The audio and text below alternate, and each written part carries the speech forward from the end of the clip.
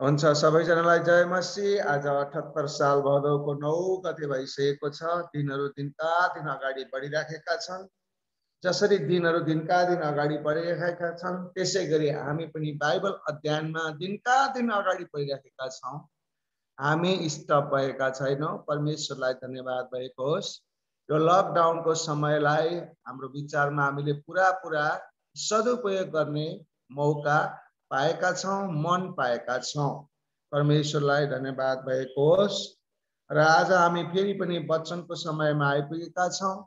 स्तुति प्रशंसा आराधना योभन्दा अगाडि हामीले गरेकोमा परमेश्वरलाई गर्न सकेकोमा परमेश्वरलाई धन्यवाद भएको होस्। आज हामी फेरि पनि सदा चाहिँ अयुबको पुस्तकमा पुगेका छौँ। अयुबको पुस्तकको लगभग अन्त्यतिर हामी गएका छौँ।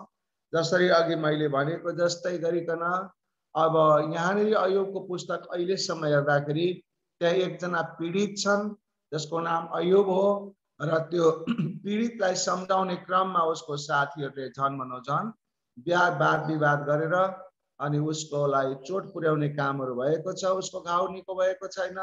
उसको शरीर साँच्चै नै हाड र छाला भइसकेको छ। तैपनि उसले आफ्नो कुरा राखिराखेको अवस्था छ। तर अनि आफ्नो कुरा राखिरहँदाखेरि पनि चार जनाले उसलाई सम्झाउन खोज्दा पनि भएको छैन।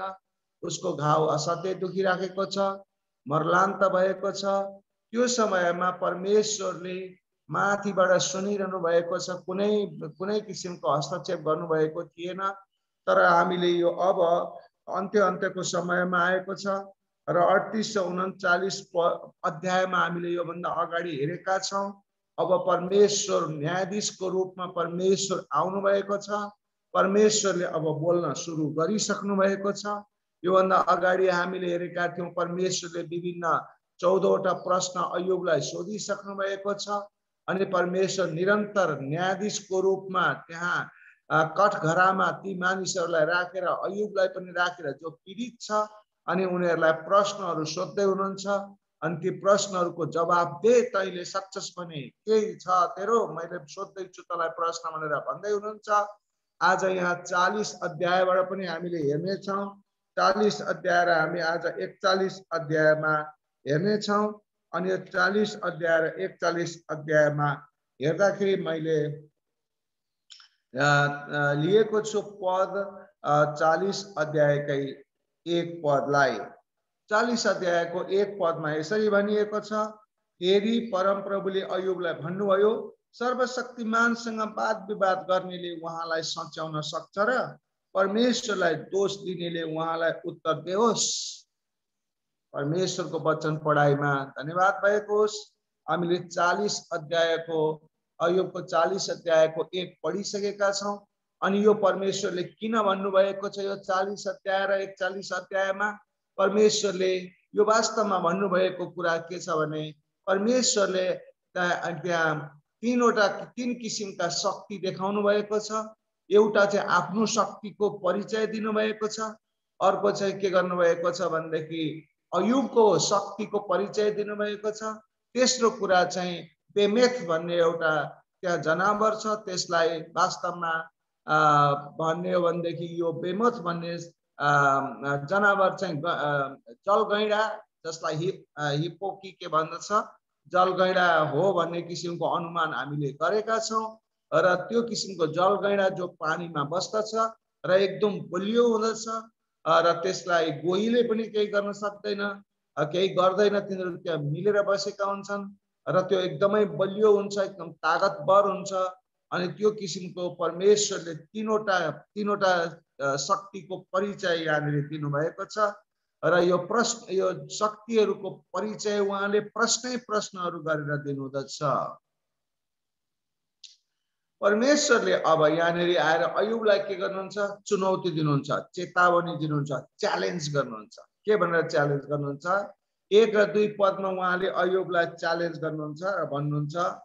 अनि फेरि परमप्रभुले अयुबलाई भन्नुभयो 1 मा, अघिको पद मैले 1 को होइन 1 र 2 को भन्नुपर्ने थियो। 1 र 2 को है, अहिलेको पद लिएको 1 र 2 को हो। अनि परमप्रभुले भन्नुभएको छ 1 र 2 मा, फेरि परमप्रभुले भन्नुभयो सर्वशक्तिमानसँग वाद विवाद गर्नेले उहाँलाई सच्याउन सक्छ र परमप्रभुलाई दोष दिनेले उहाँलाई उत्तर दियोस्।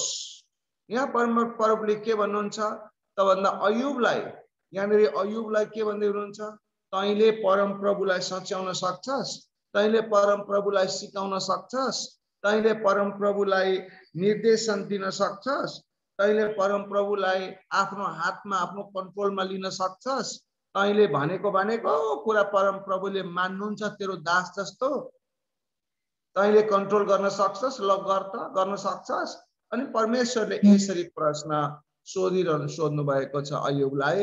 अनि वास्तवमा भन्ने हो भने हामीहरूले जे जति कुराहरू परमप्रभुसँग माग्दछौँ सम्पूर्ण कुराहरू परमप्रभुले दिने हो भनेदेखि त क्रिस्चियनहरूले पनि यो गाउँ जति जम्मै मेरो नाममा पास होस् भनेर भन्यो भने त परमेश्वरले दिनुपर्ने बाध्यता हुन्छ।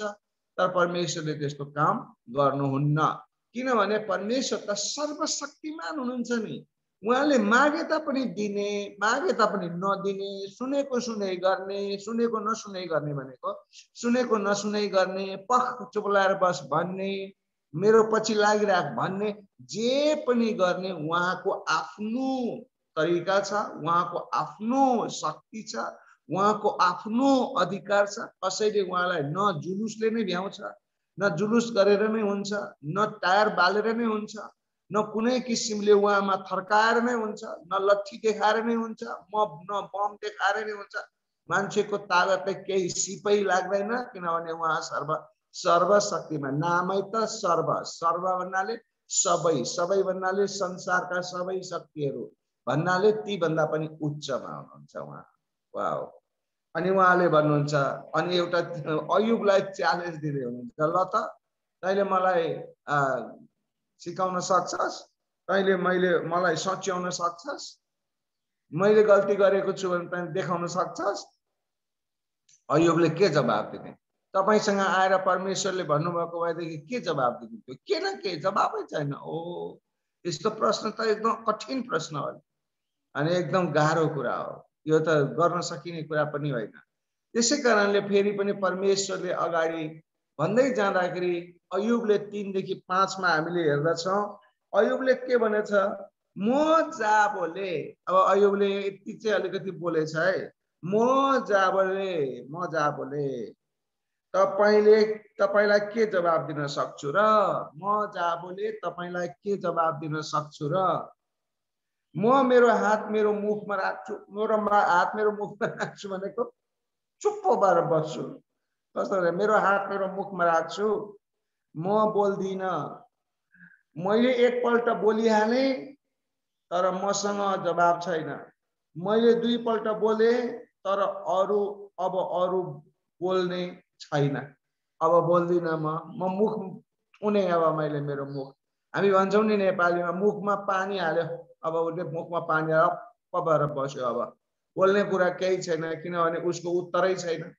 यस्ता यस्ता प्रश्नहरू परमेश्वरले सोधिसकेपछि उसको उत्तर केही छैन, चुप लाएर मेरो त केही उत्तर छैन प्रभु, तपाईले प्रश्न सोध्यो त्यो त कहाँमा हुन सक्छ र।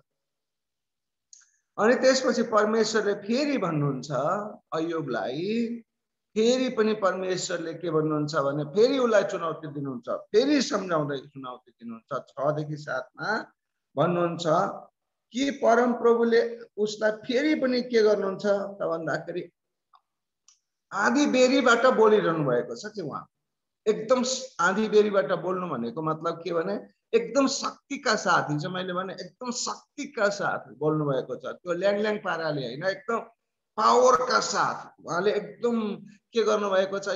यो अध्याय भरि नै परमेश्वरले आफ्नो पावर देखाइदिनु भएको छ, अनि मान्छेको पावर र त्यो जलगढेको पावर मैले अघि भने आफ्नो पावर देखाउनु भएको छ त्यहाँ।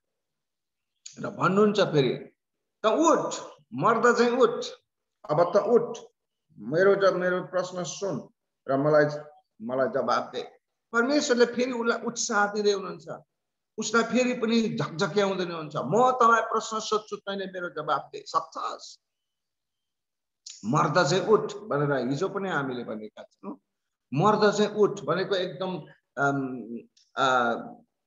एकदम शक्तिका साथ तेरो शक्ति के कति छ त्यो शक्तिको साथ उठ न के गर्न सक्छस् ल उठ भएर परमेश्वरले यसरी उसलाई च्यालेन्ज गर्नुहुन्छ तेरो शक्ति कति छ हेर्छु भन्दै अनि परमेश्वरले यसरी उसलाई च्यालेन्ज गर्नुहुन्छ चुनौती दिनुहुन्छ सिकाउनुहुन्छ एकदमै एग्रेसिभ प्रकारले परमेश्वरले सिकाइरहनु भएको छ प्र्याक्टिकल प्रकारले परमेश्वरले सिकाइरहनु भएको छ किनभने उसको घाउ र खटिरहेछ एकदम हार्ड छाला भएको छ तर पनि परमेश्वरले अझै उसलाई उठ बस गराउने कोसिस जस्तो गरेको यहाँ देख्दछ उठ ल उठ मर्दछ उठ जुरुक्क उठ तेरो शक्ति कति छ उठ भनेर परमेश्वरले भन्नुभएको छ त्यसै गरिकन परमेश्वरले अगाडि भन्नुहुन्छ परमेश्वरले अगाडि भन्नुहुन्छ कि परमेश्वरले फेरि पनि प्रश्न सोध्नुहुन्छ के तैँले अयुब के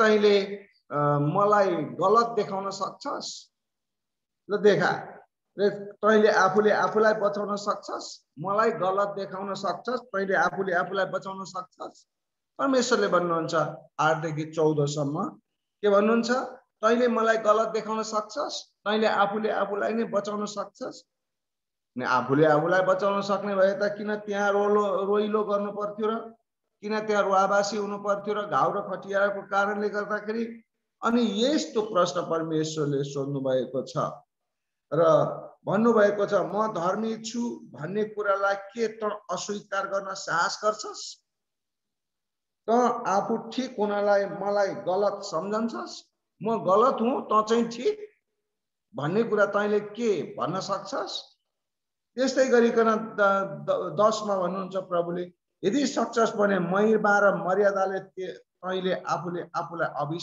अभिषेक गर र बाफुल गौरवले आफूलाई श्रृंगार गर्न सक्छस् त्यो त कसैले पनि गर्न सक्दैन अनि परमेश्वरले यो किसिमको आफूले परमेश्वरमा यो प्रश्नहरू सोधिरहनु भएको छ अयुबलाई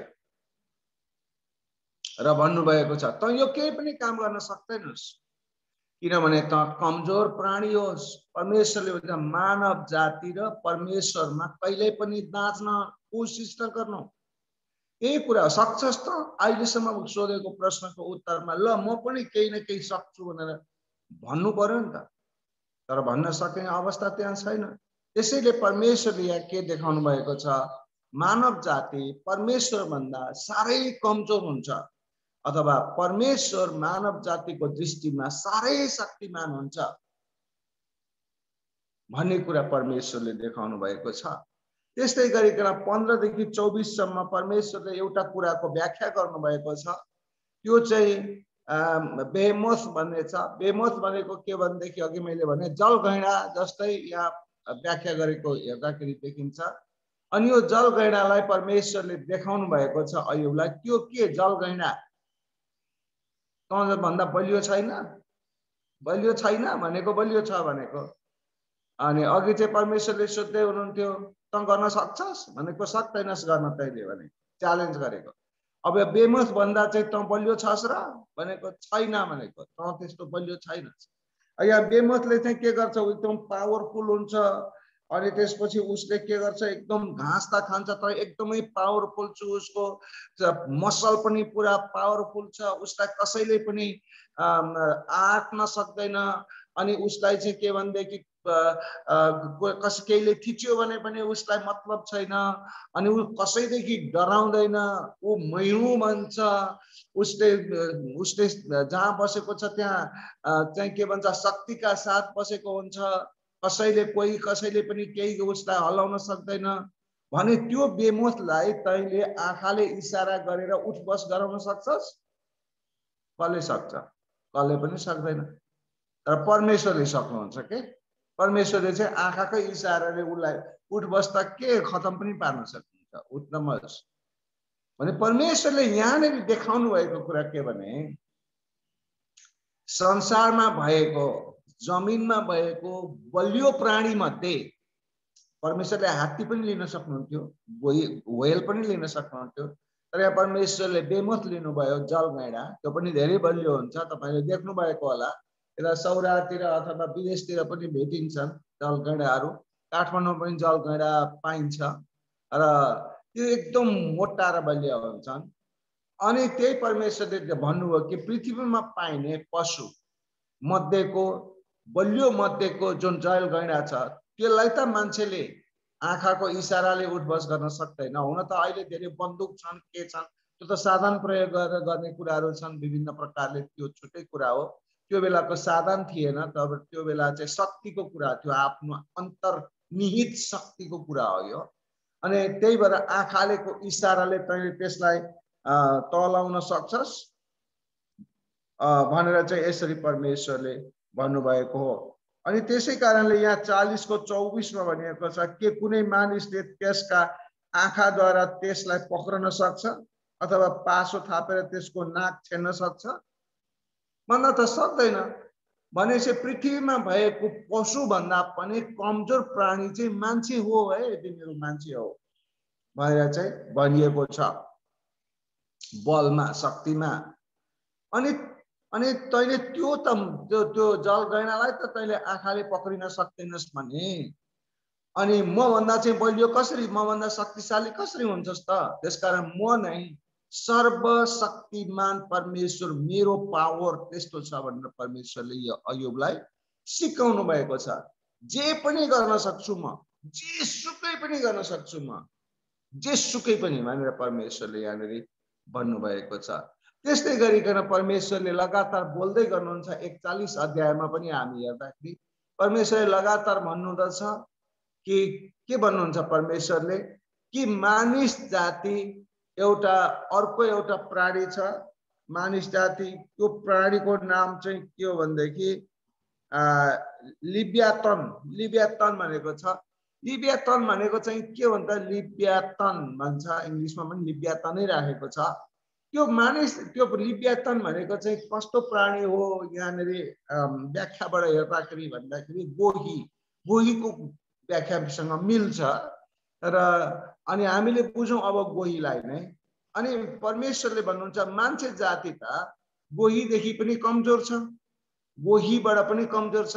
1 देखि 7 सम्म, 41 अध्यायको 1 देखि 7 सम्म हेर्नुहोस्। त्यहाँनिर भनिएको छ मान्छे जाति चाहिँ के छ, गोहीबाट अथवा लिब्यातनै भनौँ, लिब्यातन भन्दा शक्ति छैन उसको। त त्यस्तो शक्ति नै नभएको चिजले एउटा गोहीको भन्दा त बढी शक्ति छैन भने परमेश्वरबाट चाहिँ, परमेश्वर भन्दा शक्तिशाली चाहिँ मान्छे कसरी हुन सक्छ? परमेश्वरको प्रश्न यहाँनिर छ। र यहाँ भनेको छ के तैँले त्यसको नाक छेडेर डोरी लगाउन सक्छस् अथवा त्यसको च्यापु बल्छीले छेड्न सक्छस्? के दयाको लागि त्यसले तँसित बिन्ती गर्छ अथवा आफ्नो निम्ति त्यसले तँसित नम्र स्वरमा भिक्षा माग्छ? गोहीले के यस्तो गर्छ? कसैसँग नम्र भएर मलाई खानेकुरा देन भनेर भिक्षा माग्छ? अथवा मान्छेलाई देख्यो भने उसले बिन्ती गर्छ केही कुरो सहायताको लागि? अथवा उसले के भन्छ भनेदेखि उसको समातेर उसलाई च्यापु छेड्न सकिन्छ? अनि यस्तो किसिमको जुन प्राणी छ, मैले बनाएको प्राणी, त्यसको त त्यो भन्दा त कमजोर छस् भने म भन्दा चाहिँ शक्तिशाली कसरी हुन्छ?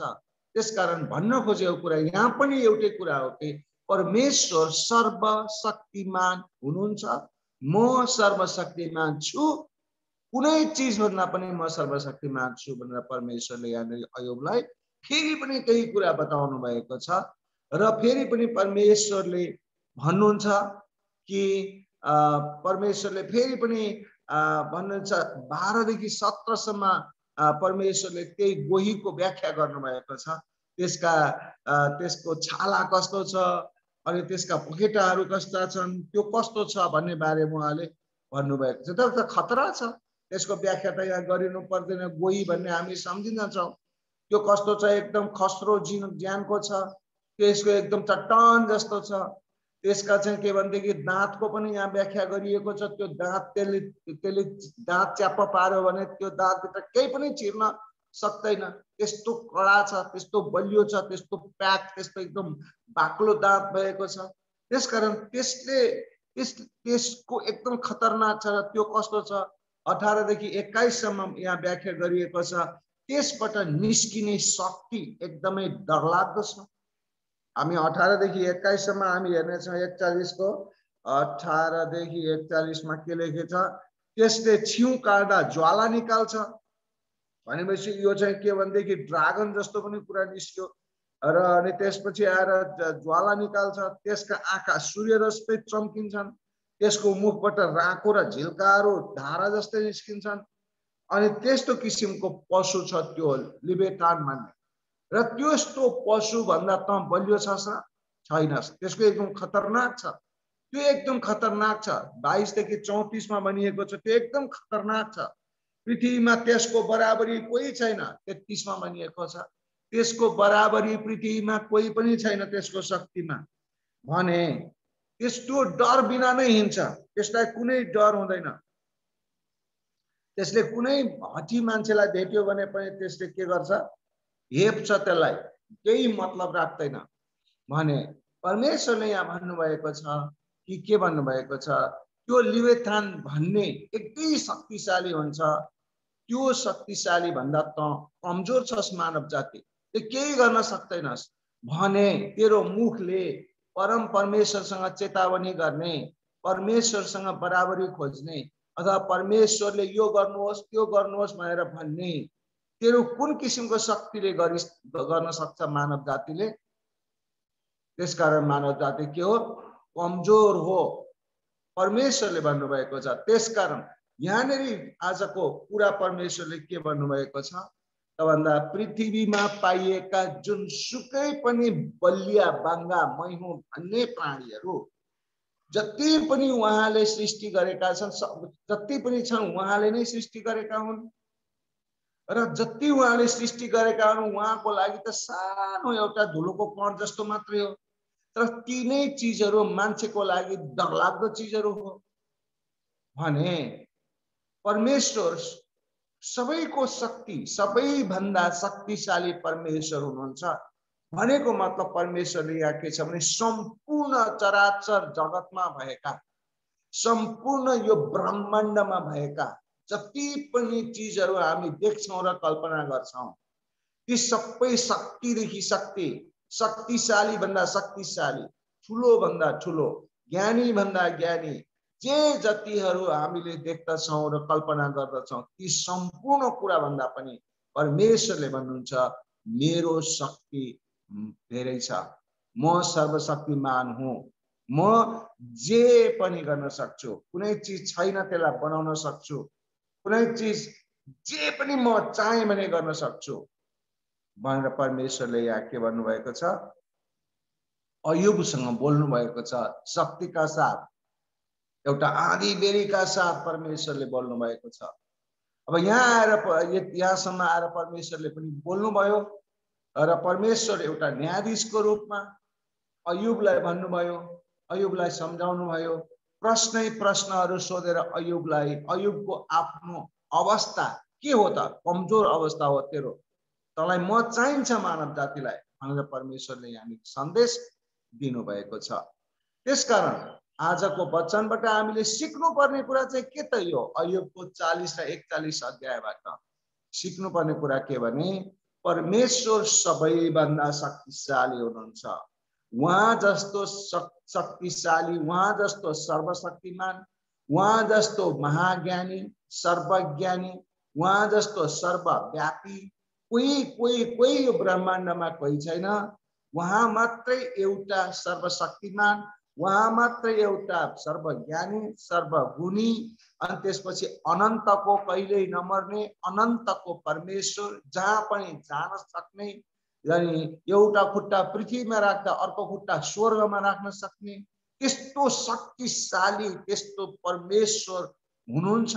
त्यसकारण आज हामीले उहाँको शक्तिलाई महसुस गर्नुपर्दछ, उहाँको अधिकारलाई महसुस गर्नुपर्दछ।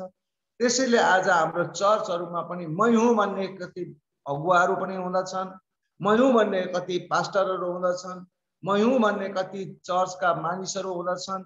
ती मै हुँ भनेर भन्नेहरू चाहिँ लुसिफरको आत्मा हो।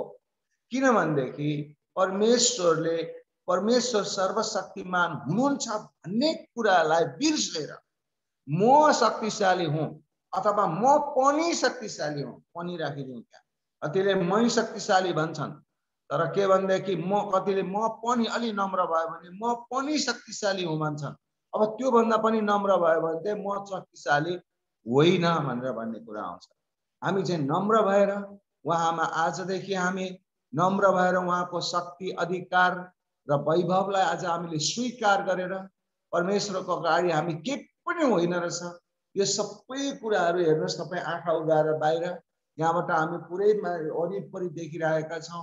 यी जति कुराहरू देख्दछौँ यी सबै कुराले परमेश्वरको आदेशै पालना गर्छ। परमेश्वर भन्दा ठुलो कोही पनि हुँदैन। डाँडा हुन् टाढा हुन् यी रुखहरू हुन् यी जमिनहरू हुन् खोला नालाहरू हुन् सम्पूर्ण कुराहरू परमेश्वरबाट परमेश्वर भन्दा शक्ति हुँदैन। परमेश्वर नै शक्तिशाली हुनुहुन्छ। आजको वचनले तपाईँ हामीलाई नम्र बनाउन सिकाओस् र हामी जस्तो सुकै अवस्थामा परे तापनि जस्तो सुकै समस्यामा परे तापनि अयुबलाई जस्तो सुकै घाउ खटिरा आएर हामीलाई मर्लान्त भए तापनि परमेश्वरको त्यो शक्ति परमेश्वरको त्यो सर्वशक्तिमान परमेश्वरको त्यो सर्वज्ञानिता हामीले स्वीकार गरेर उहाँमा हामी समर्पित हुनु पर्ने हुँदछ। सबैलाई परमेश्वरले सहायता गर्नुभएको होस्। प्रभु येशूले सबैलाई शान्ति दिनुभएको होस्, सुरक्षा दिनुभएको होस्। सबैलाई प्रभु येशूले सुस्वास्थ्य बनाउनु भएको होस्। अनि सबैजनालाई जसले प्रभु येशूको बारेमा बुझ्न चाहनुहुन्छ तपाईहरुले सम्पर्क गर्नुहोस् र हामी तपाईहरुलाई सहायता गर्न तयार छौं। जतिजनाले पश्चाताप गर्नुपर्ने छ पश्चाताप गरेर प्रभुमा घुँडा टेकेर परमेश्वरको शक्तिलाई स्वीकार गर्दै परमेश्वरमा समर्पित हुनलाई तपाईहरुलाई सबैलाई शक्ति ज्ञान र आत्मा मिलोस् भनी प्रार्थना गर्दछु। धन्यवाद येशू प्रभुको नाममा आमेन।